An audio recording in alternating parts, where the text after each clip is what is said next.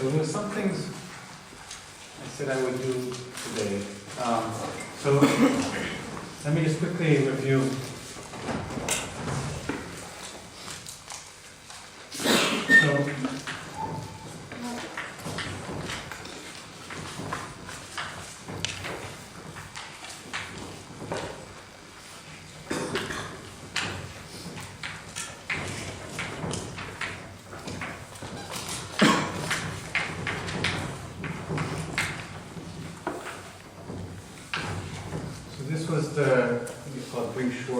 Superparticle, and this has space-time supersymmetry.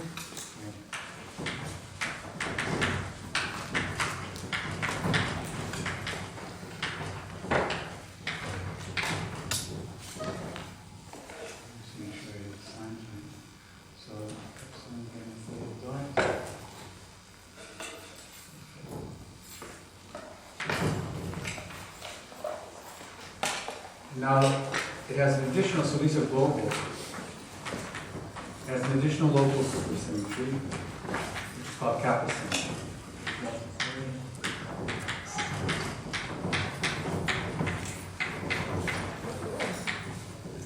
Now this has the opposite, so it would be,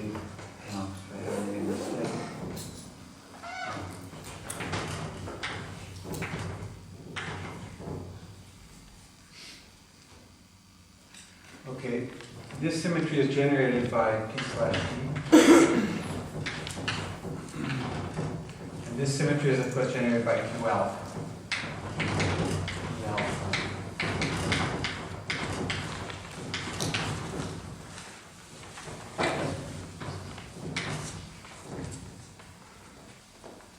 With D alpha here.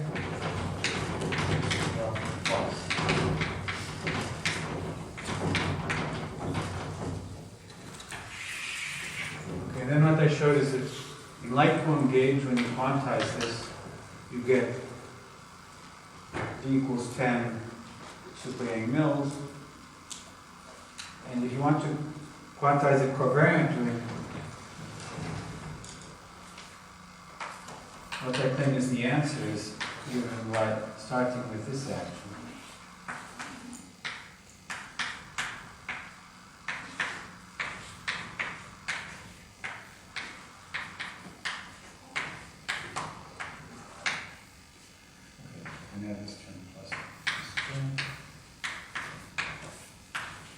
So we've already gauge fixed the world line reparameterization grams because E is equal to 1. And we've also introduced these ghosts. So lambda is interpreted as a ghost and W is the anti-ghost. And small p alpha is the conjugate momentum to theta. So here, the conjugate momentum to theta is not independent of theta because this is a constraint. In this description, you relax this constraint, so it becomes something which is put into the BRST operator.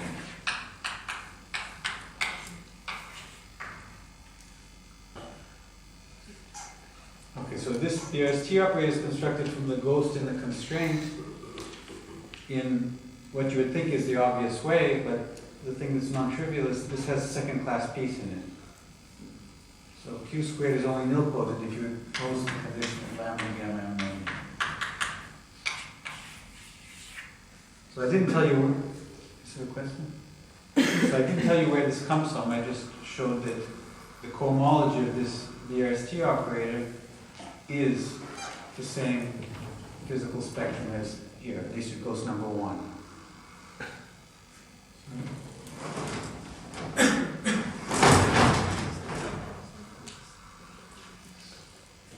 So there's a way to construct an action which you can either gauge fix to the Ring-Schwartz or gauge fix to this one, but the action is not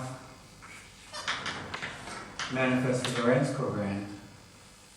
So what you do is you construct an object. So if you want, you can start with the Ring-Schwartz action in light cone gauge, or what's called semi-light cone gauge. Remember, we fixed gamma plus theta equals 0, and I called that C. So I don't remember what I used.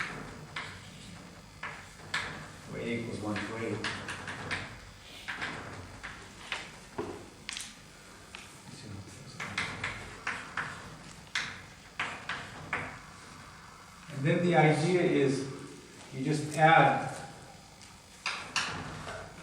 some new degrees of freedom and some new constraints which can allow you to gauge away those new degrees of freedom.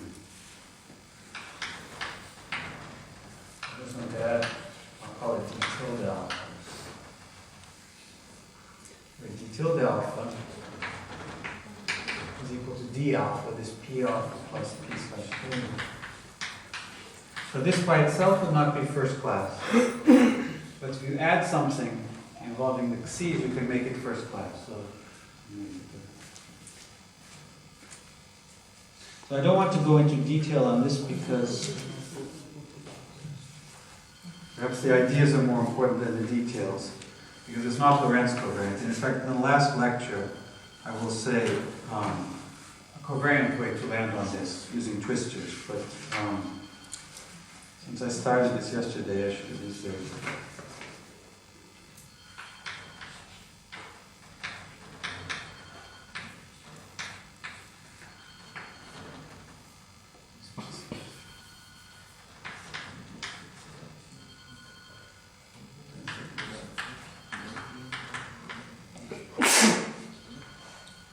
So if you take the direct bracket or the Poisson bracket until the data, what you find is that it's equal to minus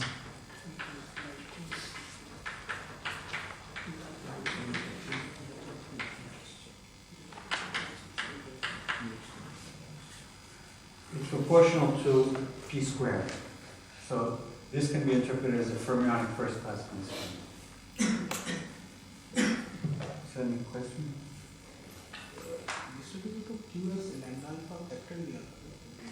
Can you say it louder? Last time you took Q as lambda alpha capital D alpha. Was that derivative? Okay, so what's the difference between capital D and small d? So capital D alpha, I think of as a superspace derivative. Yes. So this is d theta. And I probably forgot the factors I have, but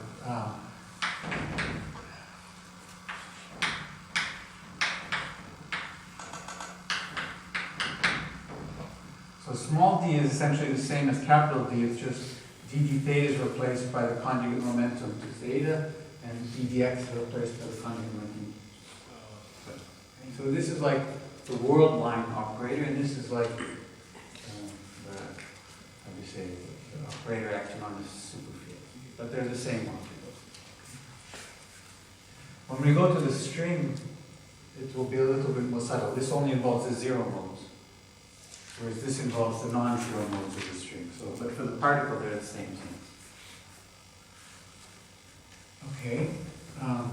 So sorry about the factors that I have. I'm not going to go back and forth. But this is now first class. So now it turns out, of course, you need to put, here there's no thetas in the game. So the idea is that this object here, so let me explain to you why this action here can be gauge fixed to that one. Okay, the trick is very simple. We can use this is the first class constraint.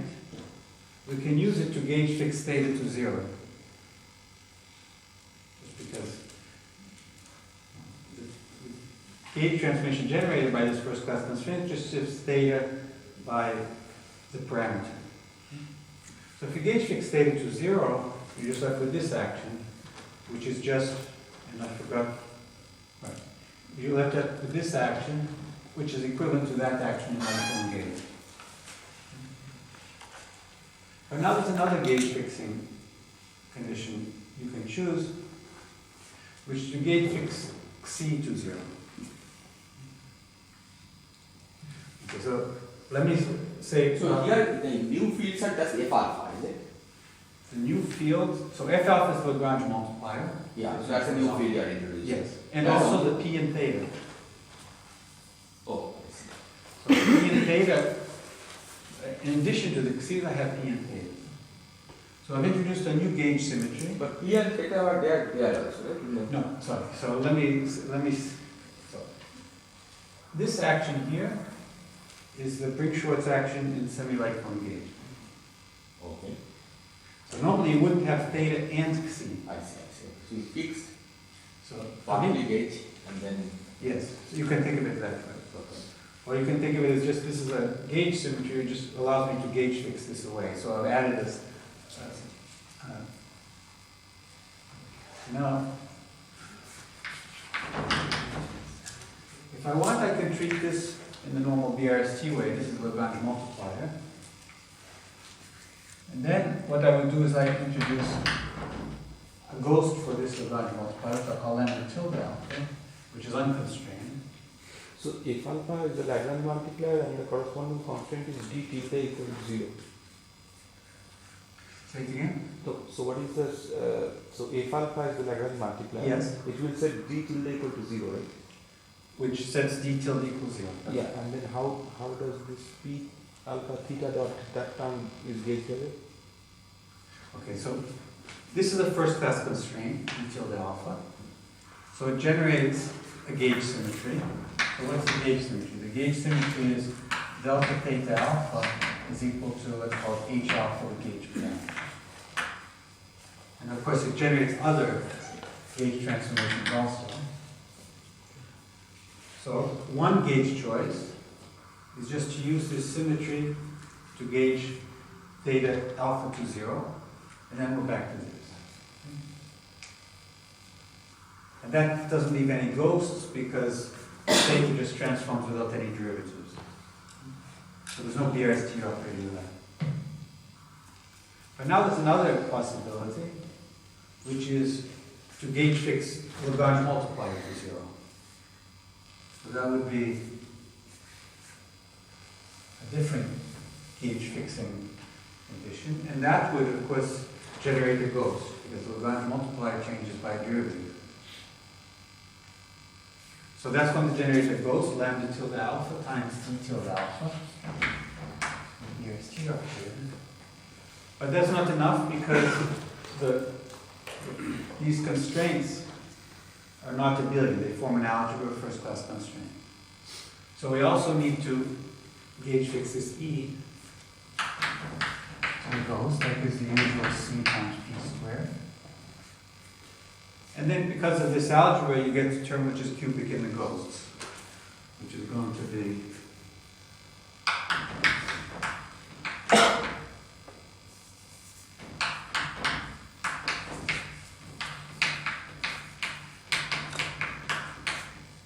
so this is the full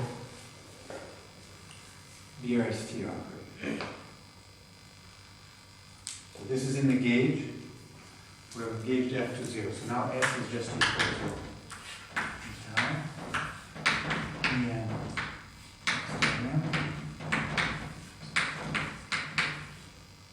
Actually, let me gauge e to 1 instead of e to 0. So I'm not, that's the usual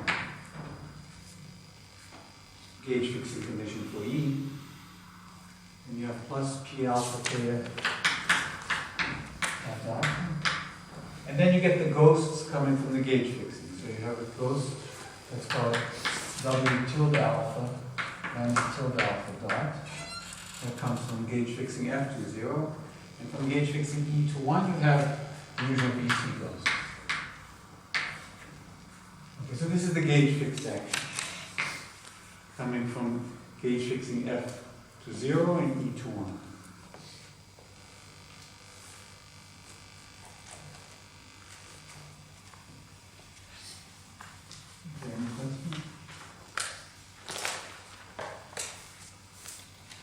Okay, so this is approaching this, but it's not quite this action. So now what you have to do, there are different ways to say it, and I don't want to go into detail, but you can find a similarity transformation which maps this to this. So of course they're both nilpotent. But what you want to do is you want to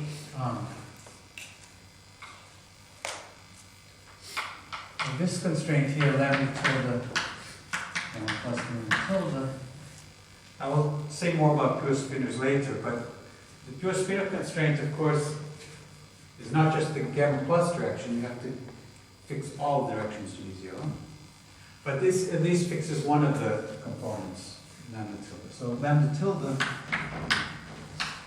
of course, splits into two pieces, gamma plus lambda tilde and gamma minus lambda tilde. If this is 0, this implies that this is a null spinor.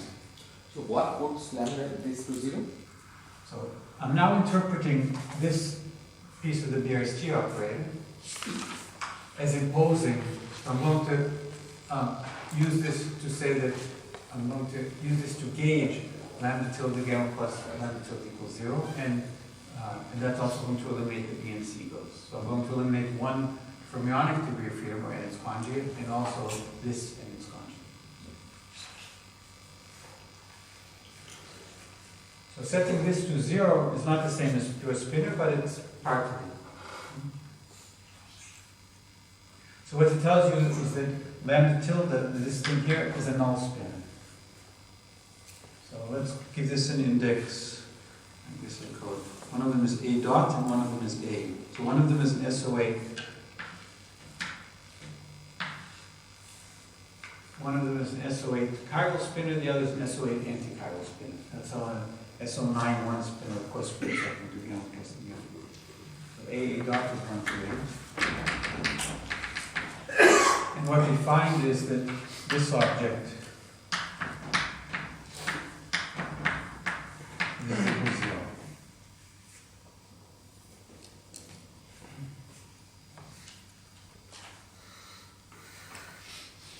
Now what you can do is you can gauge a pure spinor, as I will say, so this has 7 degrees of freedom.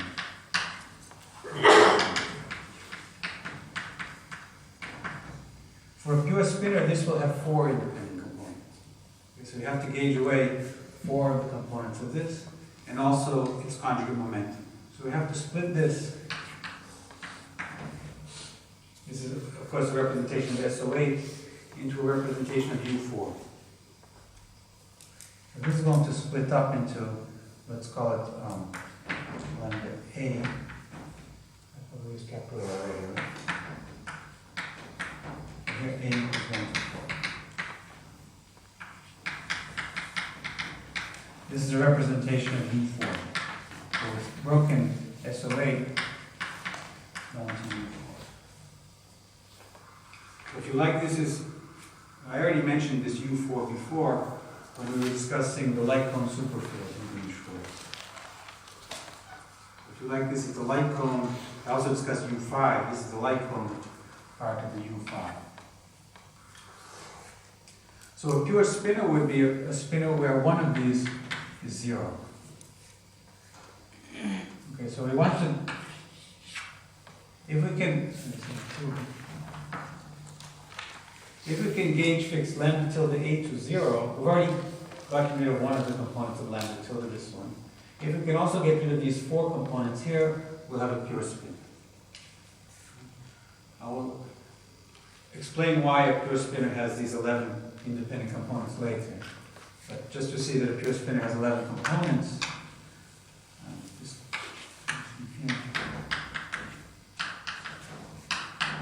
implies that lambda alpha is ground this will send fine. I'll explain this. I mean, I can't do everything at the same time, but this has 11 independent complex components.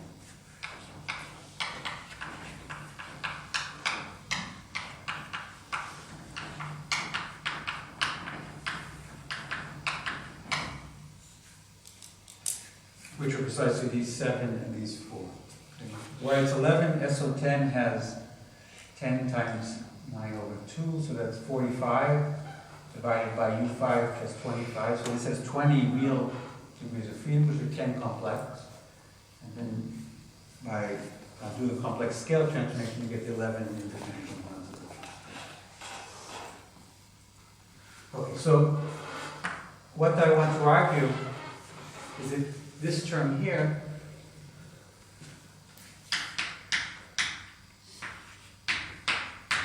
So the usual lambda alpha d alpha. That comes from this part here. But then you get an additional piece, so this is actually lambda 2 times t slash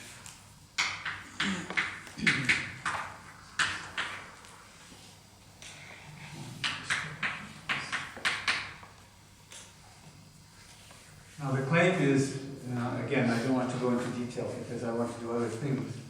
This term here can be used to gauge fix C and 4 components of lambda tilde, these 4 components here, as well as their conjugate momentum.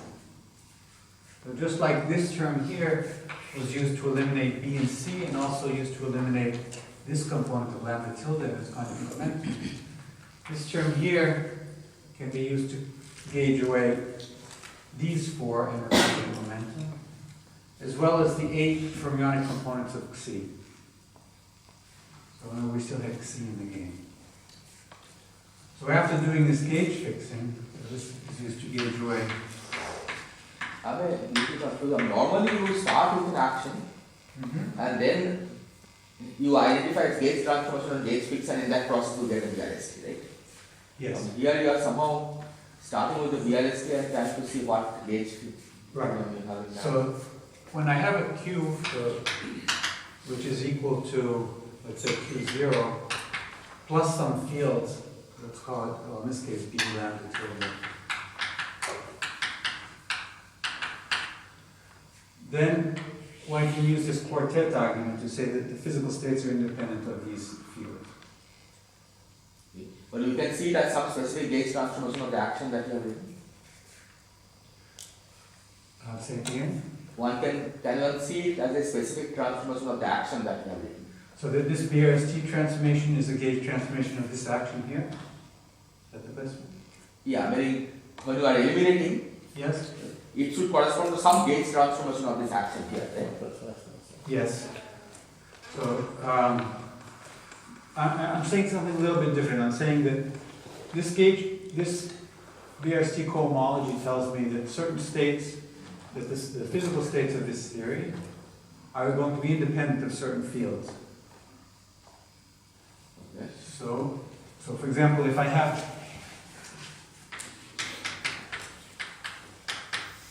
so this is the usual quartet argument, that if I have something like this where B and gamma and their conjugates don't appear in Q, then I can argue that the physical states of this coming from quantization here are going to be independent of these variables. So that's what I want to do. I want to write the BRST operator as a sum of 2 terms, where one of the terms is just lambda alpha d alpha, and the other term tells me that the dependence, physical states are independent of these and also independent of these extra lambda tildes. So this is slightly different from saying that the original action had a symmetry which can be used to. Yes, I think so. So the off-shell states would depend on these extra fields, but the on-shell states would not. In that QBRST, you couldn't have done this. You use this argument, right? Because you have conjugate variables sitting around. See it again? In that Q, you couldn't have used this argument, right? Because there is a B and C sitting around in the conjugate field. So you're saying because of this B and C. Yeah.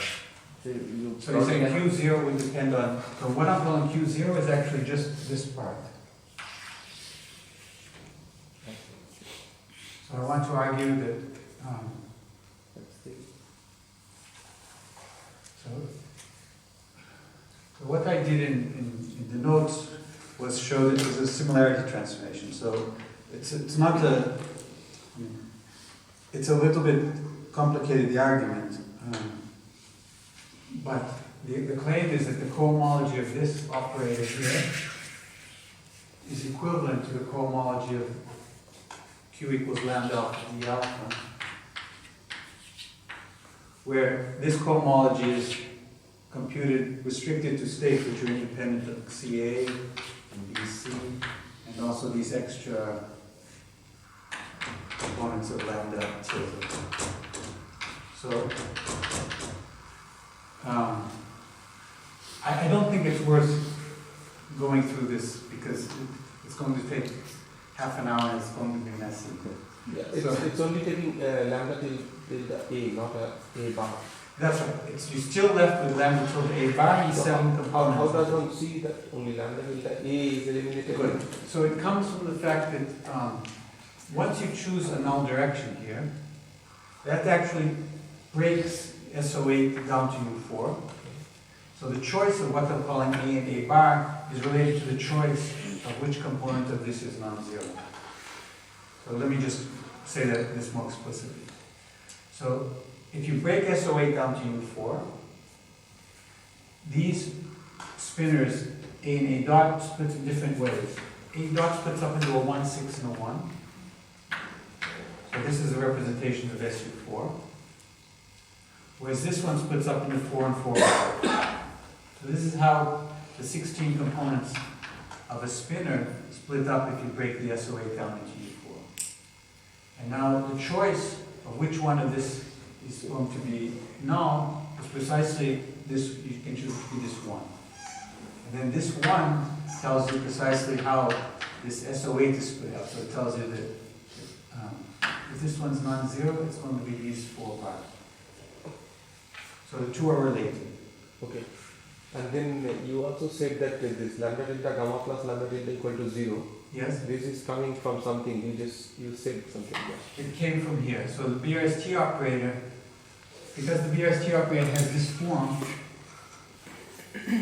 then you can say that the cohomology is going to be independent of fields that depend on this component of lambda tilde. Okay.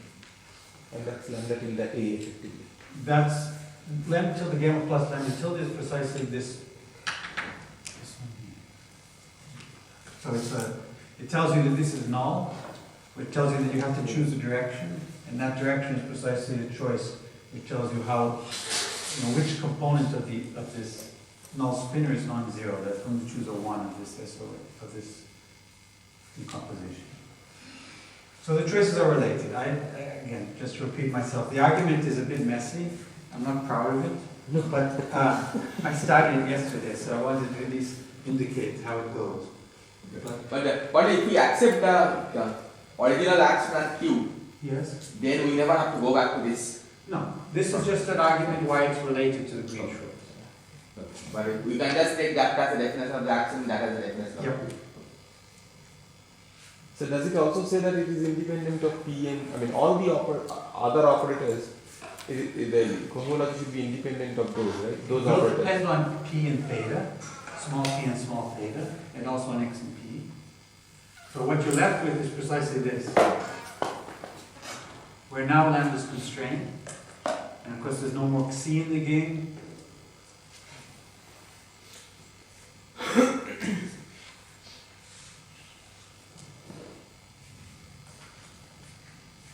Okay, so I promised you, and now is the time I should do it, is tell you something about pure spinning. So let me try to explain this in a more covariant way.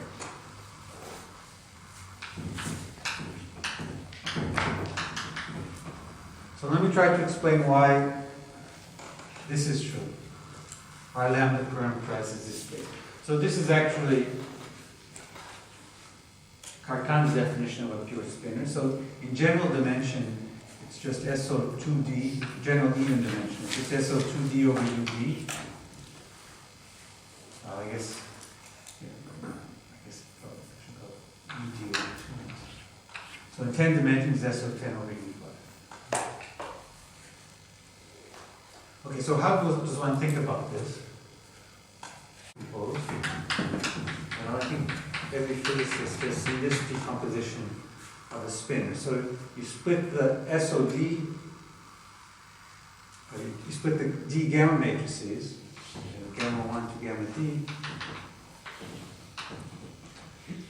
You combine them into, sorry, I'm going to call this 2D because so D is 5. So you write them in terms of complex pairs.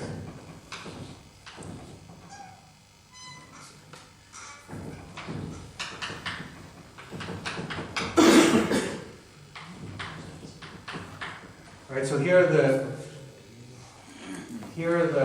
the gamma matrices. Probably I should start with 0 here.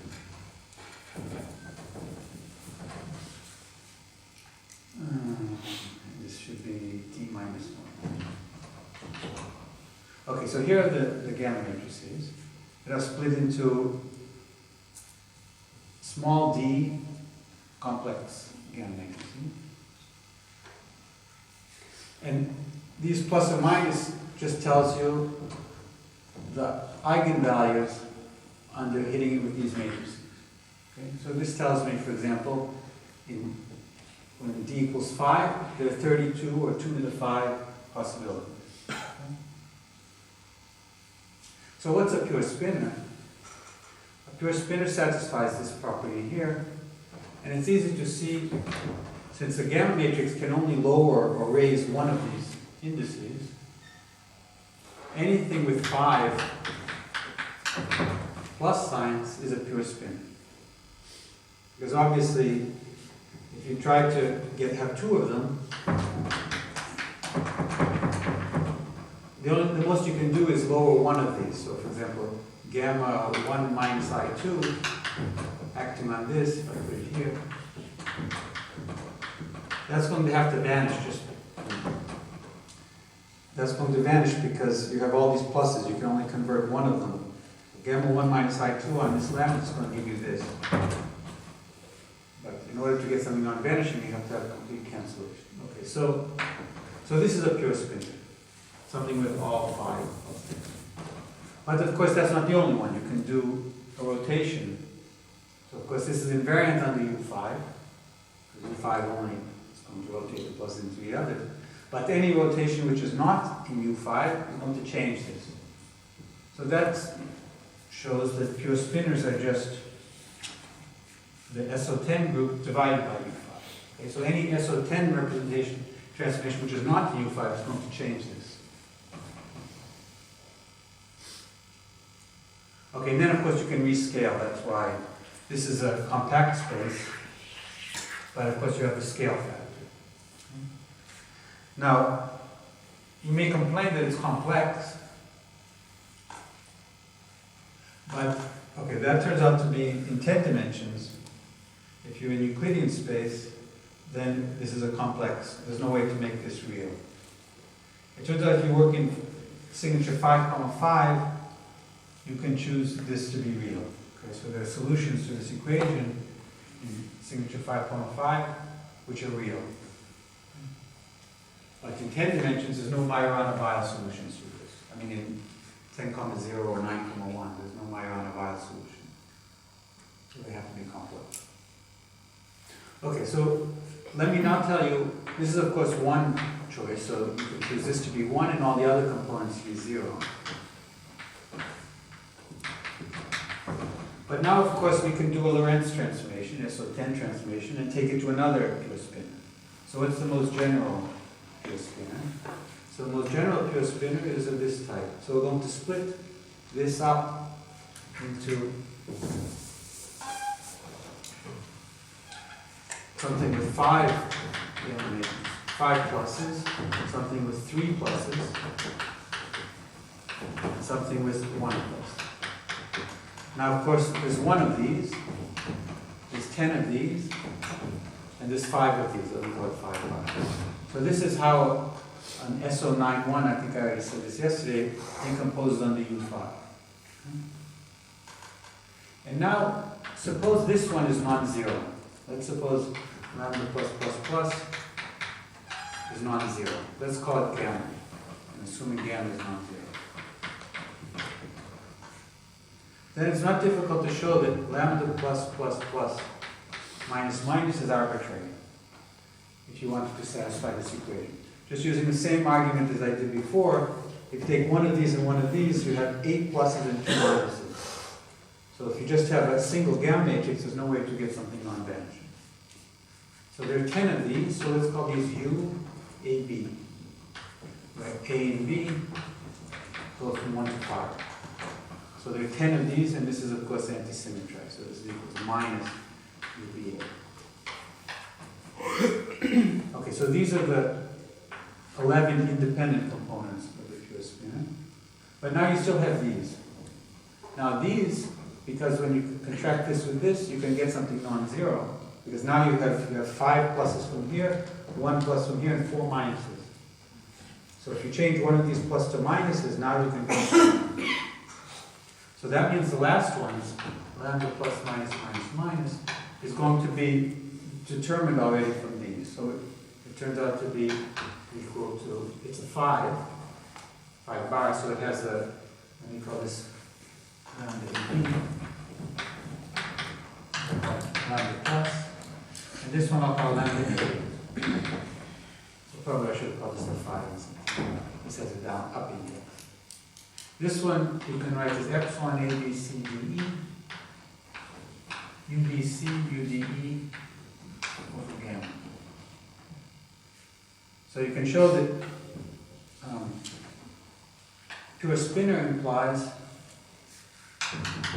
lambda plus lambda A, epsilon A, B, C, D, E, lambda plus C, D, E. So this is just a solution to this equation.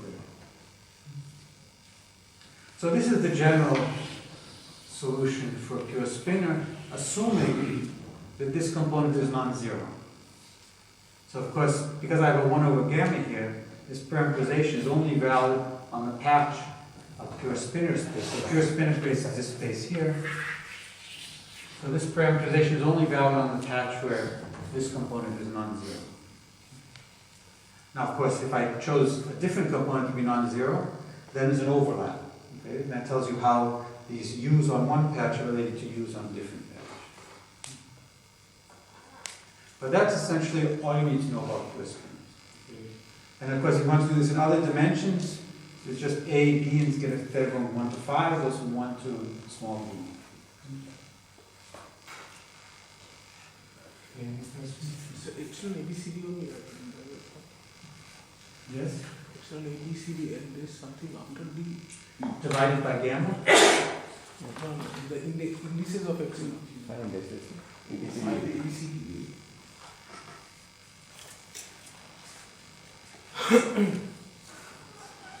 And this kind of parameterization exists in all dimensions?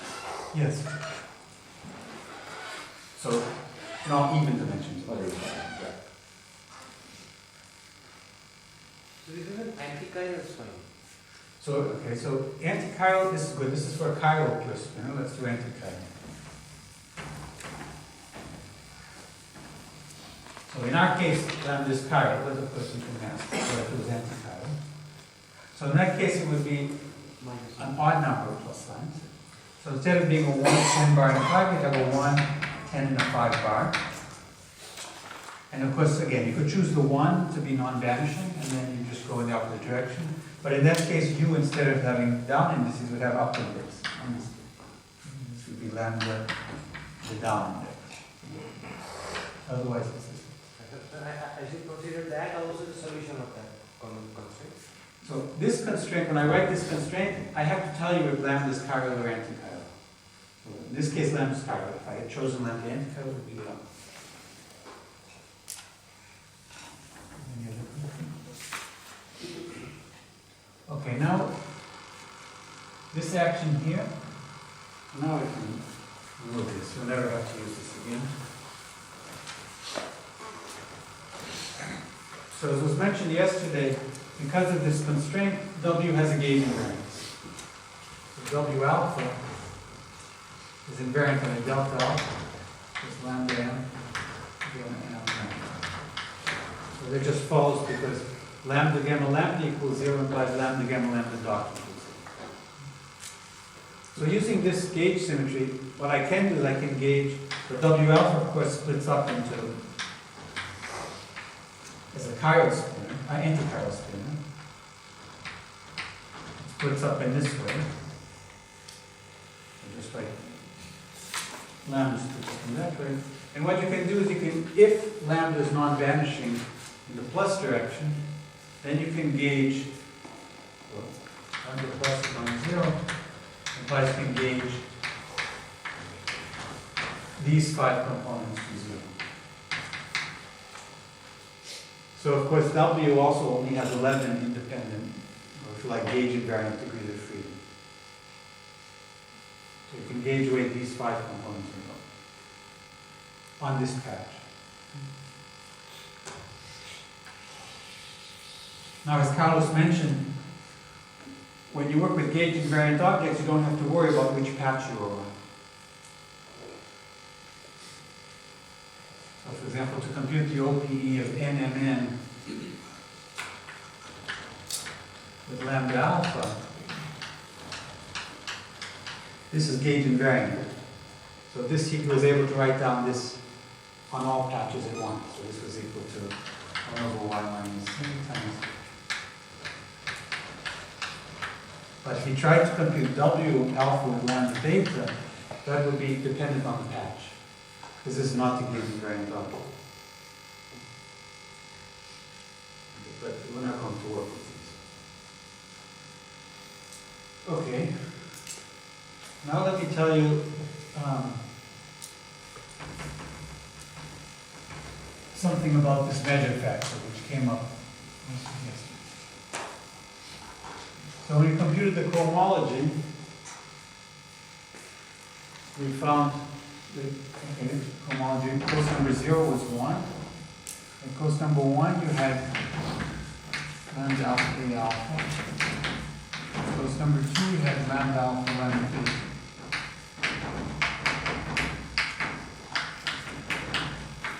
And then cos number 3, we had, I'll write it this one.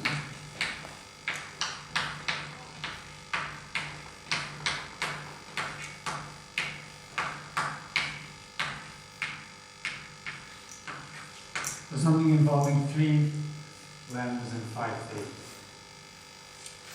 Okay, I think this object is easy to understand, but for people who are not used to thinking about things this way, the ghost number 0 object is related to ghosts in the Yang-Mills theory. So this is of course related to the physical states in the Yang-Mills theory. But if you look at the Yang-Mills ghost, there's also a state associated with it. So the Yang-Mills ghost has ghost number 1 less than the physical state. And this object here is related to the Yang-Mills ghost. So on shell, because delta A alpha, let's do ordinary Yang-Mills just to remind you how it works. So the BRST transformation of the Yang-Mills field is the derivative of the ghost. So if the ghost is constant, the Yang-Mills field doesn't change. So that means the 0 mode of the ghost is actually a physical state, which is related to global gauge transformation. So that's what this, and of course it's the same in this is super Yang-Mills and similar. Okay, this is related to fields, this is related to anti-field. Now this is related to the measure factor. So as Carlos already mentioned, we're going to define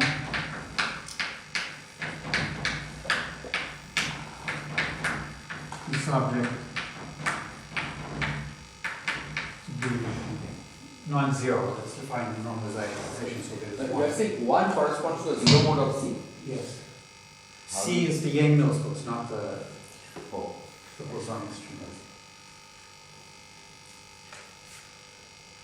So this the state. That's right. The state. You understand? Thanks, yeah. So that means if you quantize the unmills using BRST, you will have a physical state. Okay. So there's one thing I should have mentioned. So Warren Siegel is the first one who talked about adding conjugate momentum to theta and treating d alpha as a constraint. And also he's, I think, the first one to understand this interpretation is coming from the ghost. Okay, so this was just written down by Carlos, but it wasn't explained.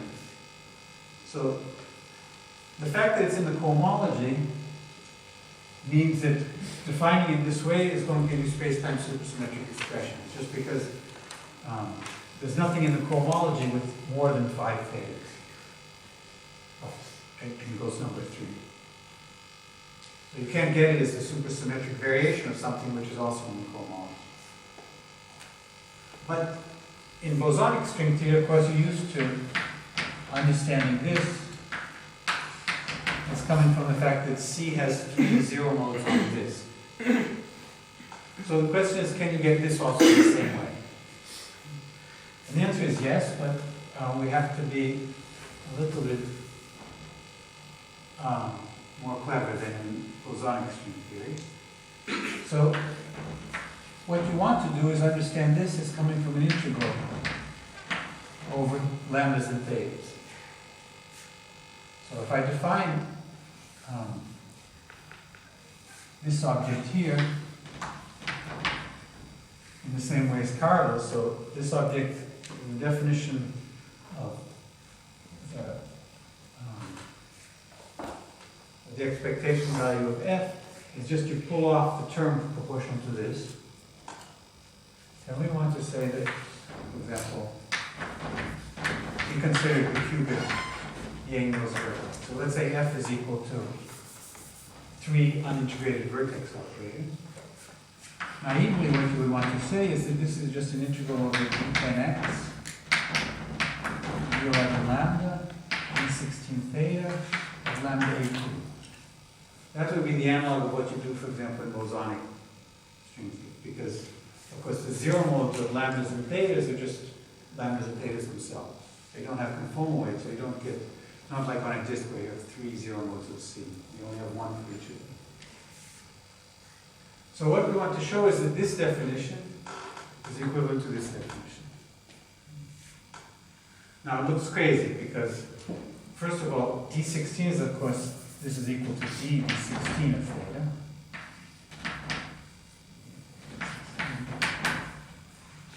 Whereas this has only 5 thetas. On the other hand, this also has an integration over 11 lambdas. And 11 lambdas, of course, because the lambdas are all non-compact, this will give you something like infinity to the 11. So this naively is something like d10x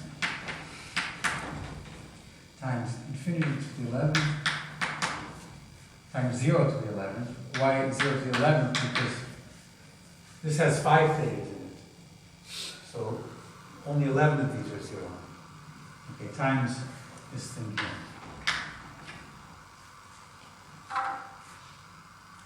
So what you need to do is to regularize this infinity times 0. Sorry, why is it infinity to 11? There are 3 lambdas. I have 11 lambdas. But 3 lambdas? Yes, but this doesn't help me. I mean, oh, you want to say it's 14. I was thinking 8, right? Because there are 3 lambdas also. But lambda is Oh, lambda was so it was 14, sorry, yeah. 14, yeah. It turns out, okay, so let me tell you, okay, good question. So what is D11 lambda? I wrote D11 lambda because there are 11 of them. Because there were 11 of them, that's why I put 11 here. But now I have to explain why this actually scales like lambda to the 8 and not lambda to the 11. Okay, so the reason is because, let's go back to this definition here. So obviously what we're supposed to do is integrate over d gamma and du to the 10. Okay. But, so naively this goes like infinity to the 11th. Okay, times of course lambda to the 11. But it's easy to see this is not Lorentz invariant. So this is a trick that, so before Carlos had his mathematical programs, I had to do everything using just this U5 decomposition, because now he can do everything in SO91 language, but I only know how to use U5. So, for example, to check that this is not Lorentz invariant, all you have to know is the U1 charges of these. So gamma has U1 charge 5 halves, just because there are 5 pluses here. Each U has charge plus a half. And there are 10 of these. So this is the U1 charge of this object. So 5 halves plus 10 halves, 15 halves. So this is not Lorentz covariant. To make it Lorentz covariant, you have to divide by lambda cubed. Gamma cubed. So actually, D11 lambda is actually, if you write it in terms of independent components, is actually this object here. So this has U1 charge. So just to make sure you understand, U1 means I have a U5 decomposition of SO10, and I'm choosing the U1 subgroup of U5. So in order for this to be U1 invariant, I need to divide by gamma cubed. And now you can see it has weight 8, not 11 anymore.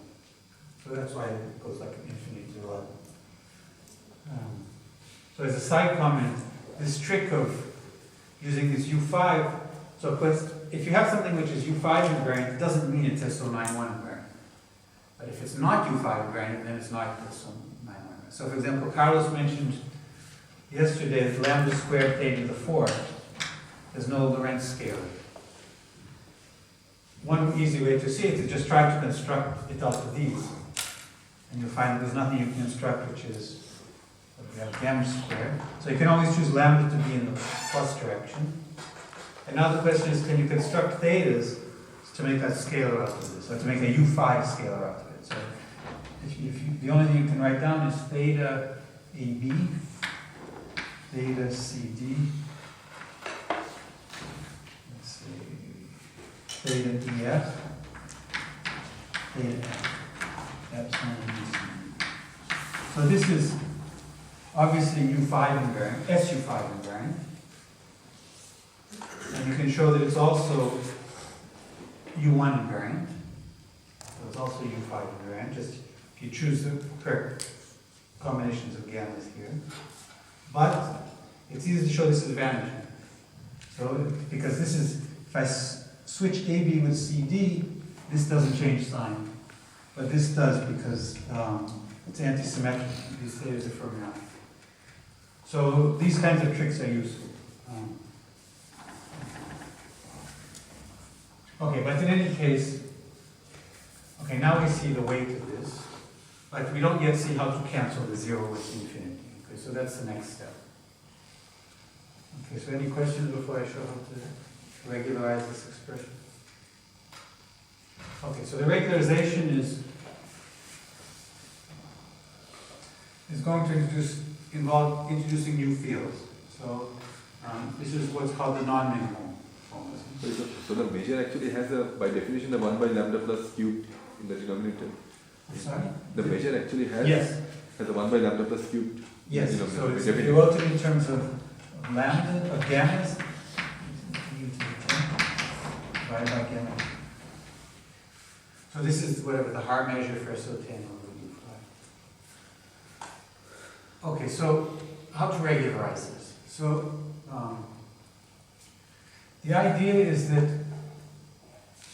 this choice, this parameterization is only valid on a specific patch. So if I call lambda bar a chiral spin, anti-chiral spin, and I demand that lambda bar alpha lambda alpha is non-zero, then the choice of lambda bar fixes the patch.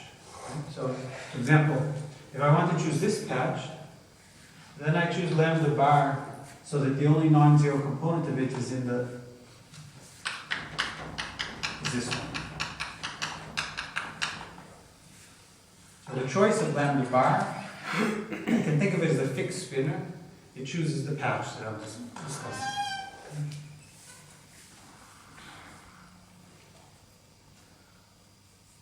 Okay, but now what I want to do is I want to change my BRST operator. So what does that mean? It means that if I'm allowed to use lambda bar, then essentially everything I write down here can be written in a manner that looks Lorentz covariant, because I can just write everywhere I see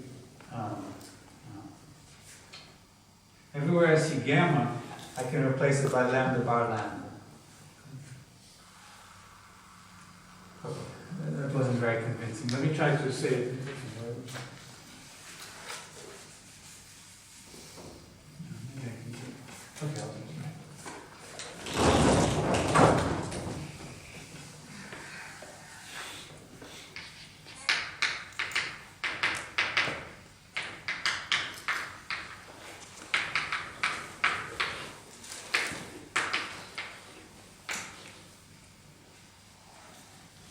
to do the same action as before, but I'm going to add a new term.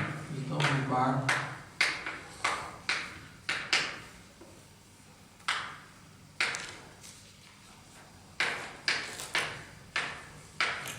My Q is going to be the same Q as before, lambda alpha B alpha. But I want to add a term here, W bar. To what I was saying before, I've added an extra sector in the theory, but I've modified my BRST operator in such a way that the cohomology is independent of these fields I've added. So, why did I do that?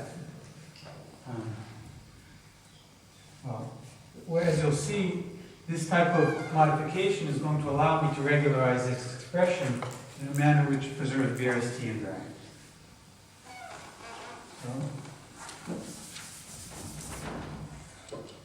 What I'm going to do is I'm going to define this expectation guy, this correlation function here in the following way. Nathan, sorry, can you construct that Q from the S or no? No, so this Q is supposed to come from gauge fixing an action. So this action is already gauge fixed.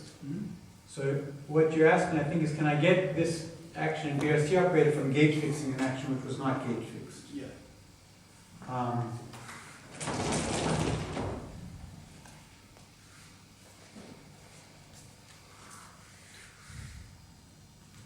I don't have a quick answer. There should be a quick answer, but I don't know what's offhand. By adding a non-minimal sector to a theory, it doesn't change the theory. So there must be some way to say what you're saying.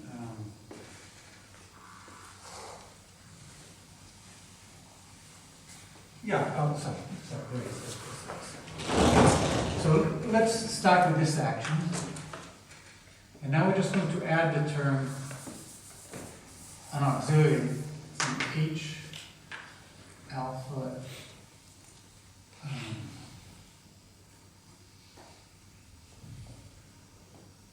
You have to define which of these is ghost and which is not. Let's say that lambda bar alpha. So let's have this. H alpha. So sorry, there's no this term.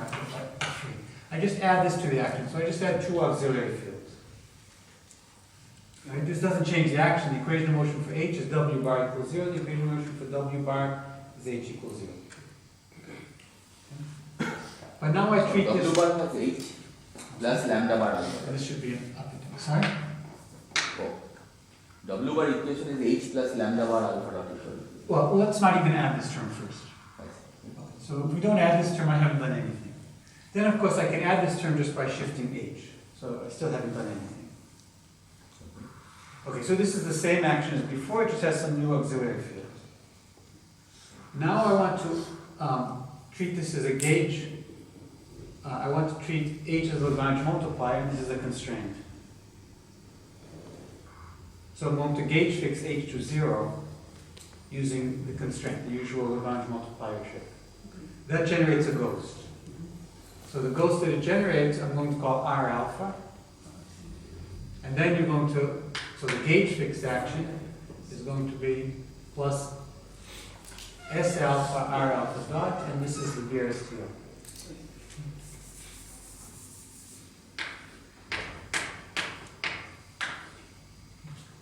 Okay, so I've done something trivial, but it turns out to be useful for doing this regulator.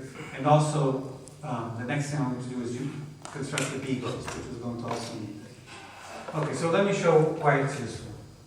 So of course now with these extra fields, the naive thing to do is D10x, D11 lambda,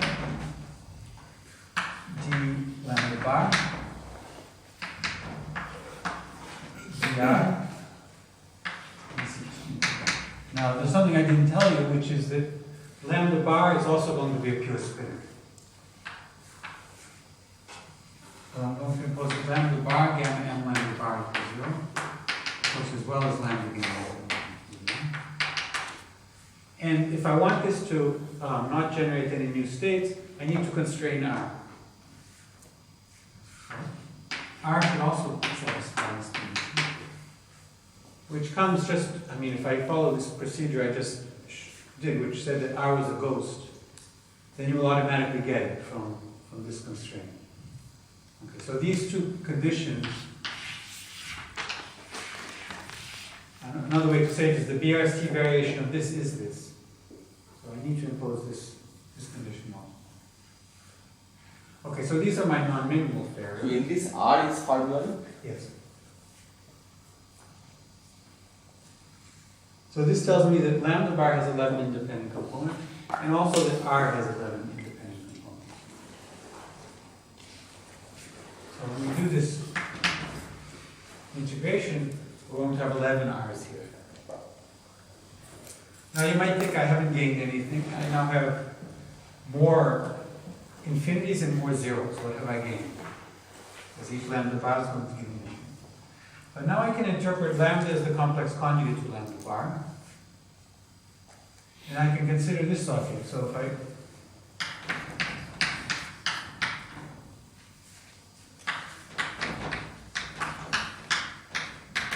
can consider this object, e to the minus lambda bar.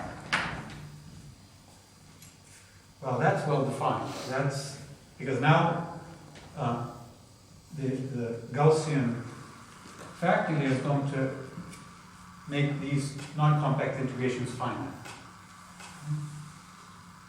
But it's not yet BRST invariant. So if you just add lambda this thing here, it's going to change the answer. More precisely, if you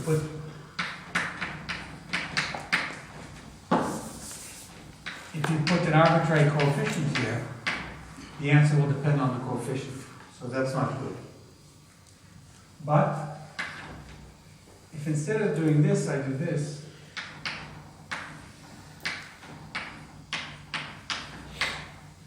then the answer is going to be independent of rho. So let me explain why. So lambda alpha, lambda bar alpha, plus theta alpha r alpha is just q of lambda bar alpha theta alpha.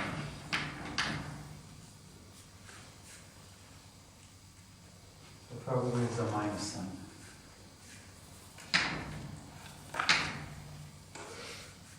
This just comes from this q here.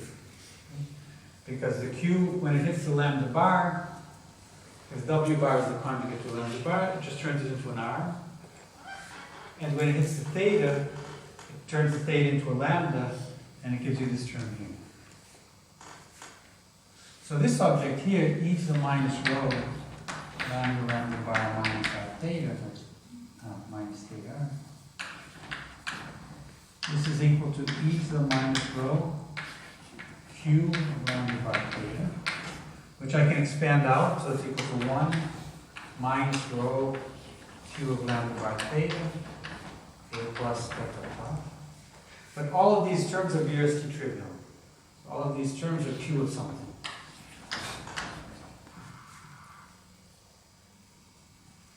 Now if I can argue that BRST trivial terms decouple because q of this is 0, then I can ignore this. So that proves that the amplitude computed in this way is independent of rho. However, I can't take rho equals 0, because if rho equals 0, I go back to this infinity times 0. So I have to choose rho to be some positive number, but it doesn't matter what positive number I choose to be. The answer will be independent of rho. But the result will come only from this 1 in this. That's right. That is equivalent to rho equal to 0. But you can't, yes, but what I'm trying to say is that if you just plug in 1 here, I don't know how to compute it. Again, So you take rho goes to infinity to. You can take rho goes to infinity, that's going to give you lambdas being, it's going to concentrate the integral at lambda equals 0. So it's similar to these localization formulas. But in this formula, why do you need it to be positive? Because So if rho is negative, then the Gaussian will blow up. yeah, but downstairs here it doesn't show up. If it's coming only from the 1, Sorry. So the way you compute it in practice is you do the Gaussian That I computation. understand, but from here it doesn't matter, right? I mean, it's q lambda. Yes. So you'll get zero. You'll still get infinity times zero. I mean, it's not going to. All I'm trying to say is that to actually compute the number, you have to choose rho to be a positive coefficient. So this was actually computed not just for tree amplitudes, but for loop amplitudes, and Carlos and Humberto Gomez computed for 2 and 3 loops. So, but you have to put in you have to choose a rho. So without doing this, you cannot do loops in your spinors in the Right. There's in the no. word formulation. So there's no, well, cannot is too strong. So there were some papers I wrote about the minimal formulation for loops. You have to introduce things called that are analogous to picture changing operator. And at one loop, well, at 1 and 2 loops, we computed the 4-point. But if you try to use it for higher points, there are things that I never understood. So I think it's too strong to say you need this, but certainly nobody's been able to compute without using this. And as you'll see, the B ghost, this is crucial for the construction of the B ghost, and if you try to do things using the minimal formulation, it's just, things get confusing. You have delta functions all over the place that I don't know how to work with. And you cannot do this localization kind of analysis without introducing these additional fields. In terms of original, lambda and theta. I mean, you couldn't write down something which is VLSA exact. So that's essentially what I did with these minimal formulas. So that's like these picture changing operators. That's what you're asking? No, I mean, I'm asking whether you can do analog of this, Yes? but without introducing this lambda bar and RT. That you So- have in infinity and 0, right? Well, of course, this is a definition, right? You can use Yeah, this. but I'm just saying that suppose you start from that D11 lambda, Yes. this theta, this x in theta, Yes? and now you write some exponential of minus a VRS trivial term, which will regulate the lambda integrals. Yeah. So did you need the lambda bars? So what you can do is you can write something like this. C alpha theta alpha times delta of C alpha lambda. So C alpha is just some fixed direction. And this is in the cohomology. So Q of it is 0 because Q of C alpha theta alpha is just C alpha lambda alpha, which gives you the delta function. So this is like, looks like something like an inverse picture changing operator in RNS. The problem is that when lambda is a pure spinor, it's very difficult to work with things like this. So that's what I was calling this picture changing. And this is related to the limit when rho goes to infinity, because that fixes lambda to this delta function. But Okay, so you have to do this Gaussian integral, and then yes, that result is dependent on rho, formally speaking. yes. But what you'll get is so when you do the lambdas, you'll get a 1 over rho to the 11th coming from the lambda integral. But when you do the r integral, you'll get a rho to the 11th, so that you cancel. So let me say why you get the rho to the 11th. So you're taking d11 rho, d11 r, not rho, which is like d to the r, ddr to the 11th, and each derivative with respect to r pulls down a factor of rho times theta. So in fact, let me show you how you get from here to here now.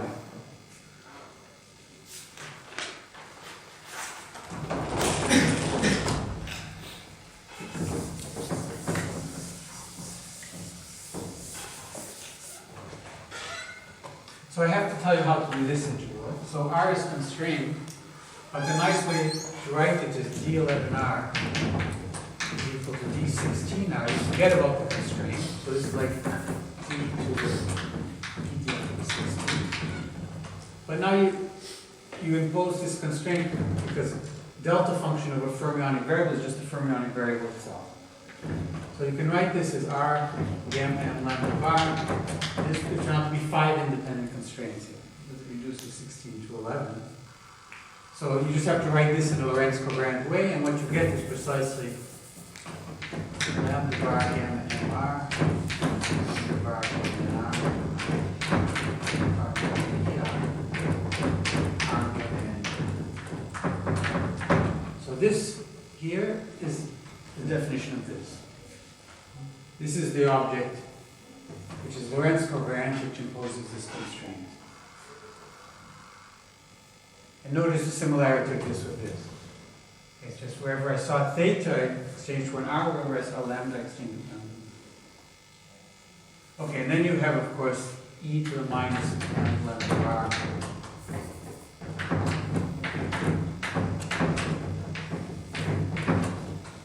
Okay, you have lambda a.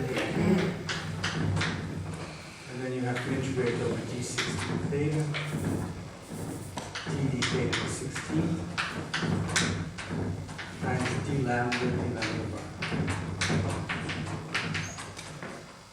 Okay, so you see that the Gaussian is going to pick up, you have 3 lambdas and 3 lambda bars.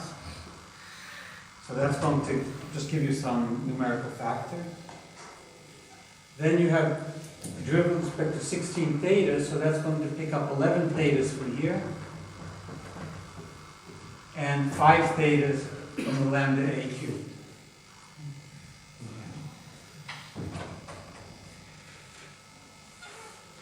Then finally you have the integral over the r's, which is just going to pick up 5 r's from here and 11 r's from here. So that's going to give you this formula. So that's for the tree amplitude, that's the way to derive this formula from path integration.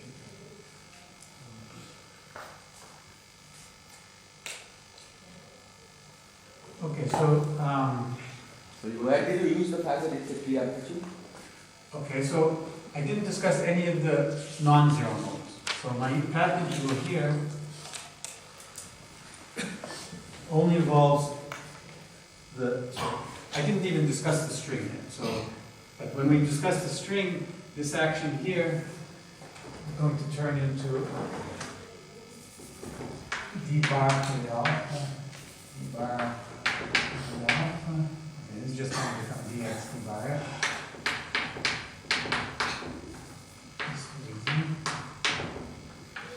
And these have conform weight 0, and these have conform weight 1, as Carlos told you. So on a disk, the only 0 modes come from the 0 modes of this. So that's these thetas and lambdas.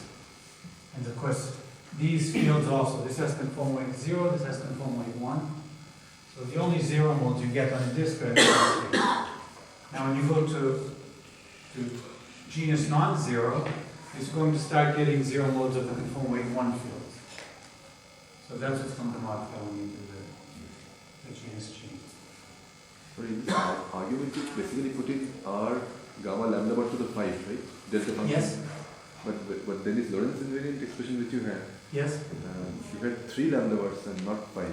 So dimensionally, how did it? Right, here I have 5 r's and 3 lambda bars. Right, but the delta function had 5 lambda. Yeah, okay, so let me explain what the relationship is. Roughly. So let's go to this U5 notation. Who is delta function? I'm sorry? Yeah, delta function.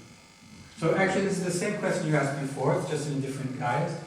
So you have D11 lambda bar, right? D11R. And this when you translate, remember I told you it's D gamma bar, D U bar, divided by gamma bar cubed. It's going to be related. But let's do it out. So the D11R, okay, so the claim is what you're going to, you have to divide, again you have to write the R's in terms of the unconstrained. So it's going to be something like dr plus d10 RAB. But now again you have to make it into a scalar. So that's going to involve dividing by some factors of gamma bar. So I can do the computation. So that is included in that factor. When you write this, you mean, that's right. So No, it's, I'm saying that when you wrote that delta function, so that 1 over gamma bar cube that is included in this factor, is it? The measure. no, I think this factor here is going to come just from this. The gamma bar cube, let me do the computation. So you want to know why this is going to impose this. So Yeah, because now there is a product of delta functions of that, right? So 5 delta functions. the question is this equal to delta r gamma lambda bar? Yeah. Let me say, I mean, this is in quotations. So it's certainly not equal to, so this is a fermionic object, r gamma lambda bar. Okay? It's certainly not equal to this. For the obvious reason, this has 3 lambda bars, this has 5. Also, this is not Lorentz covariant, right? There's no way to take just 5 powers of this, because this has a vector index. You can't make a Lorentz scalar of something with 5 units. But what you can show is that, so let's decompose R. So R decomposes into R plus, RAB, RA. So this is, sorry, this should be a down index. Because this is an anti-chiral spinor, so I'm just decomposing into the U5 notation. And now if you choose lambda bar to be pointing in the direction such that lambda bar plus is non-zero, then this condition here is just the condition that RA equals 0. So what you want is you want something which is going to be proportional to RA to the 5th. Epsilon A, B, C, D, RA, RB, RC, RD, RE. So R is non-zero, is it? R is, this constraint here tells you that 5 of the R's is 0, and those 5 R's are precisely these here. So this delta function, delta, this thing to the 5th, is just equal to this, or proportional to this. That's what you want to show. So what you have to show is that when lambda bar is in this direction here, this thing here is proportional to this. Okay, and that you can argue just by looking at the U1 charge. So lambda bar has U1 charge minus 5 halves. So minus 5 halves. So the 3 lambda bars give you a U1 charge of minus 15 halves. And the only way to compensate it is if you have 5 of these. Because this has U1 charge 3 halves. So you can just see that this has to be proportional to these 5. Okay, so this is the Lorentz covariant object which imposes this. So, I don't know if that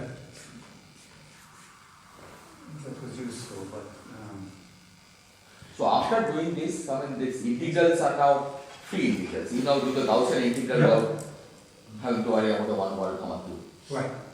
So this is just an ordinary, well, this is a Gaussian integral, but okay, it's 11. Remember, this is equal to d gamma d 10u over gamma cubed. Yeah. And this is going to give you some Gaussian dependence on u and on gamma. And you can do the integral. So this was worked out by Umberto.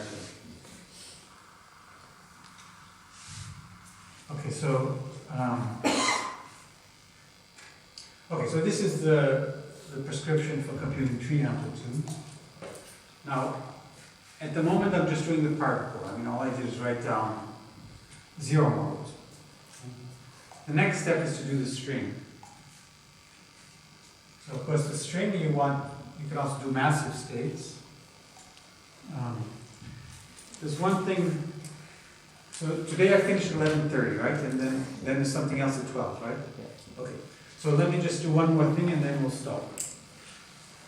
So for the string, there's a few consistency checks. So before next lecture I'll talk about loops and for there I'll have to discuss the pigos. But before we do that, let me just say why we can accept this as a consistent string here.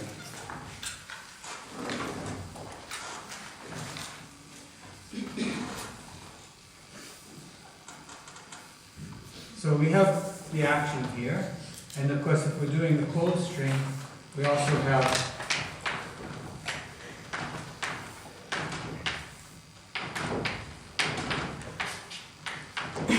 actually I call this hatted variable just so, because I already introduced lambda bar, so these things. So these would be the left moving variables on the worldsheet, these would be the right moving. If we do the closed string. Now, of course, there's some consistency requirements. So we have Q equals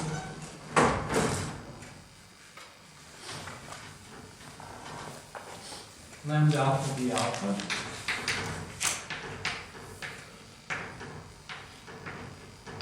Now it has to be holomorphic. And of course, the right moving generator is easy bar and the hat. So if we're doing type 2b, alpha and alpha hat have the same chirality. So let's say we're doing type 2b, just to reduce number notation. So this is type 2b. But in principle, you should also introduce analogs of the R and the lambda bar, right? Yes, we'll do that later. Yes. So, okay, I can do it now, but Only then you will get a full consistent pure square description that has this. so if you want to do the regularization, yes. So I'm back to the minimal, but I want to do now the If string. you want meaning in higher genus, you have to do something like this, right? Sorry. Okay, let's put it in. So let's do the full non-minimal, because I think you're getting somewhere that I don't know where you're going, but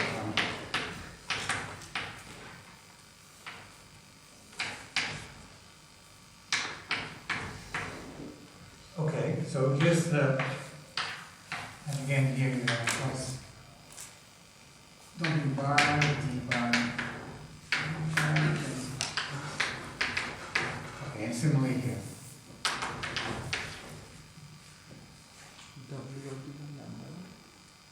Okay. So the hatted variables are the right movers. Yeah. At the top, what did you write? W bar, D bar? W bar, D bar, lambda bar, plus S, D bar, R. Same S and R. That's it.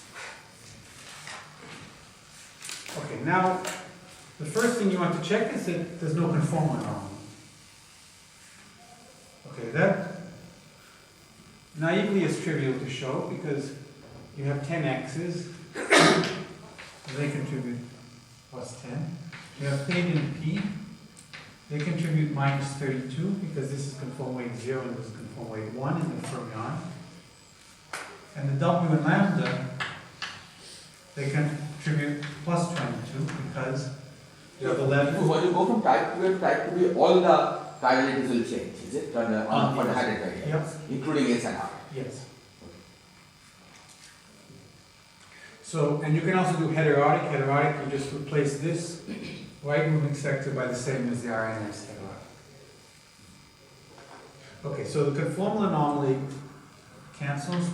And if you want to include the non-minimal sector, that of course cancels by itself. So you have RS and lambda bar, W bar. So this gives you minus 22. This gives you plus 22. So the sum of these is 0. But you have to be a little bit careful because lambda and W are constrained. Okay? So the way to be careful is you use the unconstrained field, which are just these gamma zeros. But again, the gammas are conform weight 0 and the U's are conform weight 0. So the unconstrained fields also, you have 11 fields of conform weight 0 and 11 of conform weight 1. Okay, so that's the first check that things are going well.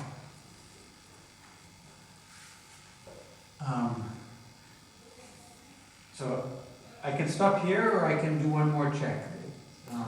It will take me 5 minutes to do the other check. 5 minutes, I promise. So this one was trivial. There's another one which is slightly less trivial but maybe more impressive, which is the... So here you just counted the numbers.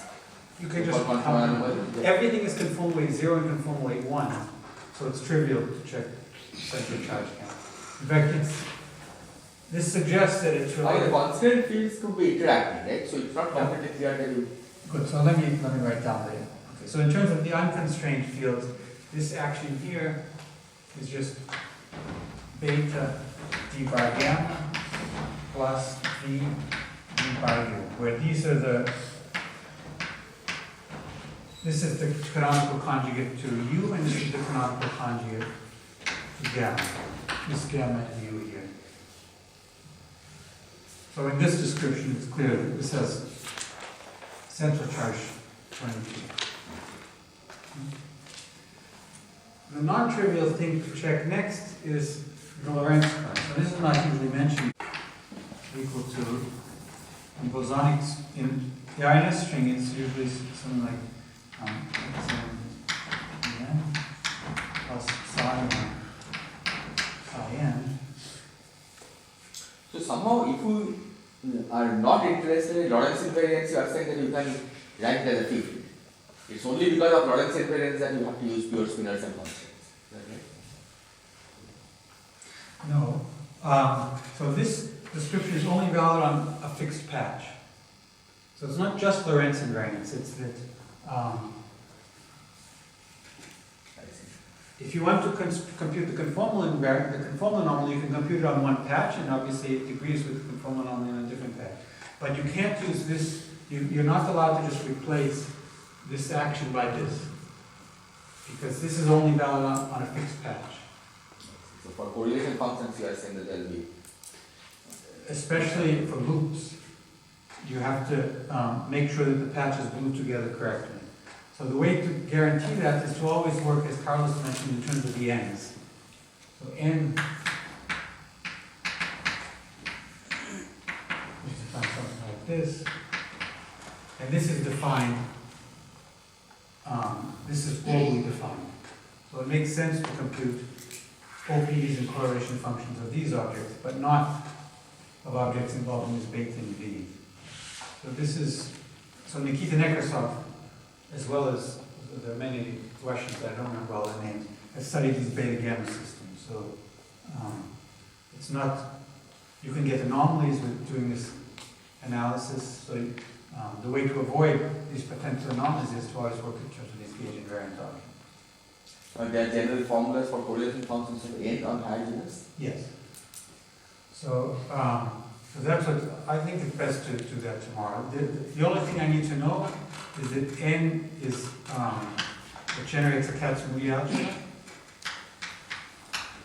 And what I'll show tomorrow is that the level of the Katsumuri algebra is actually for -3. So you have the term n here. So this is guaranteed from the Katsumuri algebra, but the level will come in when you do the higher, well, even at tree level, this will come in. But for higher genus, There should be some Fermionic case also to that Lorentz transformation. here. Lorentz transformation. So, okay, so I didn't tell you what n is. So this is the definition of n. So m is something else. M will involve a full Lorentz generator. Will involve xm en plus n in n plus 1/2 p again m beta, and also the non-minimal field if you include that. Okay, so what we'll see tomorrow is that this has the same OPEs as this. So that's related to the fact that these are pure spinors and that this has level -3. So that's another consistency check.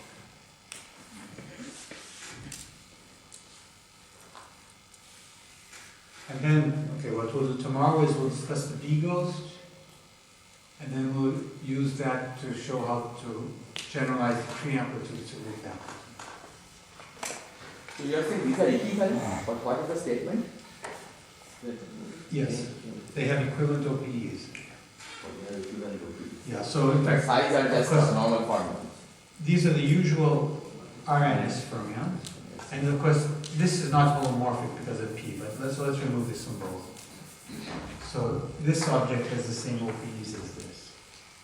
And that's important if you want to show that, for example, the gluon amplitudes have the same scattering.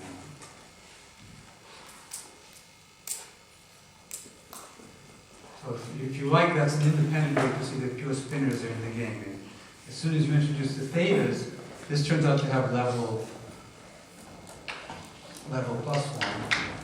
this has level -3, and this has level -4, plus 4. So if somebody asks you, what do you need to complete, what is the level, so if you think of these as the matter fields that you need short, and you ask, what are the ghost fields, you immediately know that the ghost fields cannot be Lorentz scalars, because they have to contribute here. And in fact, from the level, you can figure out that they have to be pure spinning. So that's an independent to see why pure spinners have to appear as the ghosts of each one. Okay, so, If you are saying that you can get by only using these NMNs, yes? then why can't one do the similar thing for RNS? I mean, RNS also, presumably you could define, I mean, instead of using the fields themselves, why not use the Lorentz generators? Yeah, so if you're doing gluon amplitudes in RNS, so for tree amplitudes, let's say, you can certainly compute amplitudes only knowing these sides, only knowing this. Okay. So for loop amplitudes, yeah, for loop amplitudes also, the only thing is that you have to sum over the spin structures. Yeah. But you never, I mean, the loop, sorry, the picture changing operators also depend on the size. So let's see. No, I take it back. So your question is, why do you ever need to worry about psi? Yeah, I mean, Is it enough to just work with these? yeah.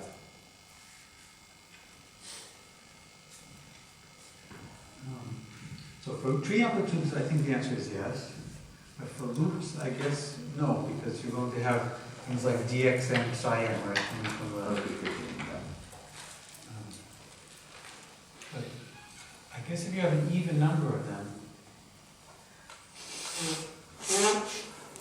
I'm just thinking. But these sides are coincident, right? Or these sides are the These same. sides are, yes, at the same time.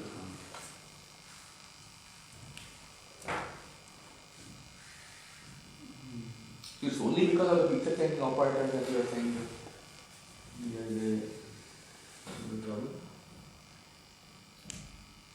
I mean, there are vertex operators in which psi appears not just in this form, right? I mean, If you're doing just in the GSO plus sector, the integrated vertex operators, you always have this. they always have, so let me give you the argument.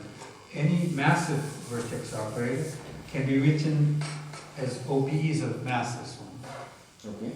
And the massless ones for the gluon is just, of course, AM GXM plus FMN psi M psi M. So you're always just going to get size of that form.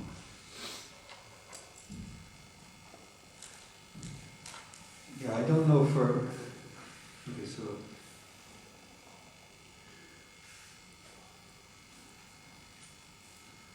Yeah, picture changing, so I think the same is just at tree level. At loop somehow you need more.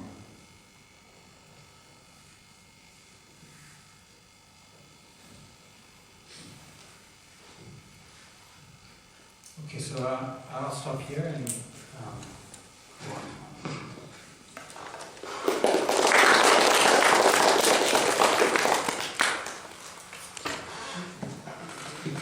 I guess I go on Thursday. Tomorrow, More you have your